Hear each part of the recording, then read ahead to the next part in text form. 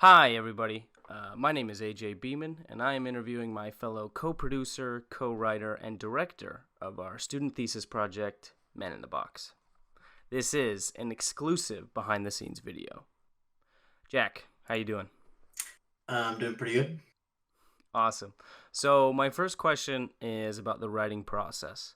Now, obviously, we both worked together to write this, and we went through many, many drafts until we reached a final script. So, how did you feel when we first learned that we had to take the script down from 30 pages to more like 10 or 12? It was a bit daunting because Sure. we had kind of sculpted it in a sense to be a longer short. Right. And so when we first heard that, it was a bit of a hesitation on our end of, what are we going to cut out? How are we going to make this any shorter? So, something that really interests me as well is your sort of synergy and relationship to our wonderful cinematographer, Turner. Now, obviously, one of the main jobs of a cinematographer is the lighting. So, did you have any specific ideas about the color, the mood, or maybe the frequency of the lighting, or did you see it more as advantageous to just sort of let Turner loose? As I often like to say, a little column A, a little column B. Okay. I did talk to him beforehand about some kind of general ideas for the lighting scheme of the project. I very much wanted kind of a blue or like cooler tones, even in the lighting when Alex was alone or even when he was present.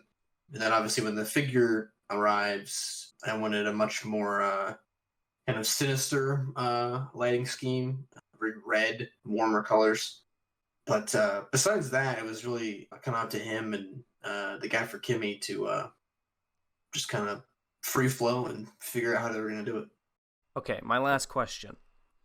Did it ever happen by chance that like we would be preparing for a scene and maybe you realize that you disagree with somebody?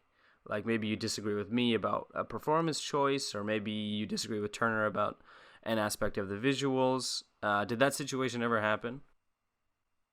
Um, Honestly, I don't think it really ever happened.